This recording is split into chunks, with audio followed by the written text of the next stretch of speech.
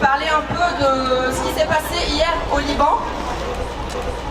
L'accord de la honte qui a été signé entre la classe politique libanaise et l'entité sioniste génocidaire. Pour rappel, au Liban, depuis début mars 2026, le Liban subit une agression sioniste de très grande ampleur. À ce jour, on parle de près de 1 million de Libanais qui ont été forcés à se déplacer, à quitter leur propre terre. Pour l'instant, sans avoir le droit de retour. On parle de près de 4000 martyrs libanais, hommes, femmes, enfants, dont 200 enfants, tués par l'entité sioniste. On en parle aussi de près de 70 villages libanais entièrement détruits et colonisés par l'entité sioniste. On en parle aussi des Libanais qui ont été kidnappés par l'entité sioniste, emprisonnés actuellement dans le djihad sioniste. L'accord entre l'Iran et les États-Unis, dans lequel l'Iran, ce pays que je salue, a imposé pas que un cessez-le-feu au Liban, mais a imposé le retrait des troupes sionistes du Liban.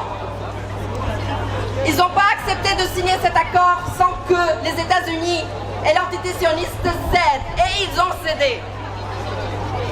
Au Liban, notre résistance héroïque, que je salue très fortement, elle a empêché la colonisation de notre propre terre par sa force, par ses opérations héroïques.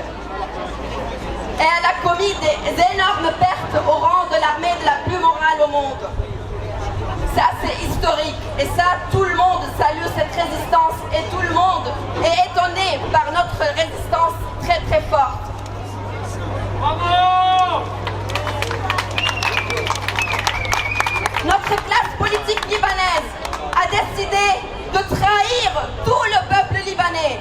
Elle a décidé de vraiment donner et vendre la terre libanaise aux sionistes et aux Américains. Ça, c'est un accord de la honte. Honte à un gouvernement qui accepte de collaborer et de mener des négociations militaires et politiques avec les bourreaux qui tuent son peuple. Honte à un gouvernement qui qualifie les États-Unis d'amis, alors que c'est eux-mêmes qui expérimentent toutes les armes chimiques sur nos terres, nos maisons, nos peuples, nos enfants.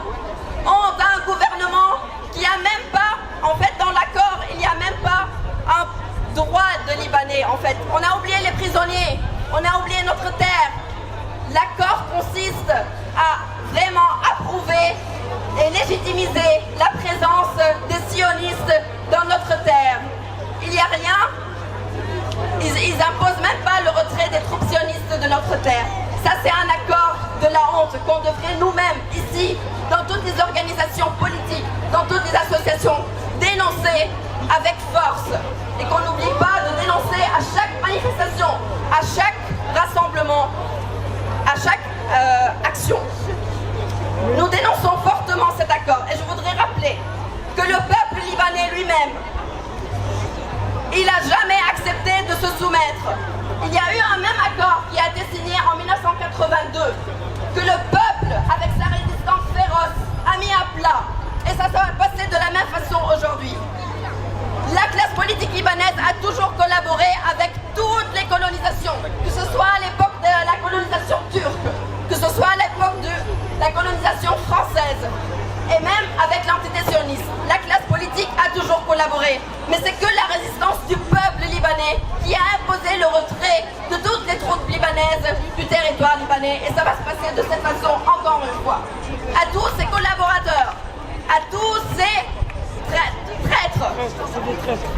à tous ces collaborateurs et à leurs chefs, nous disons, nous ne cédons même pas un centimètre de notre terre aux sionistes. À qui que ce soit.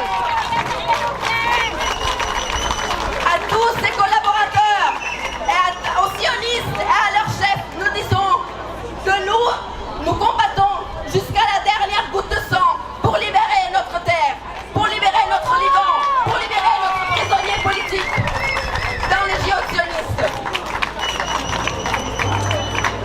Les collaborateurs, l'histoire de la libération nationale nous a toujours appris que les collaborateurs finissent toujours à la poubelle de l'histoire, alors que les résistants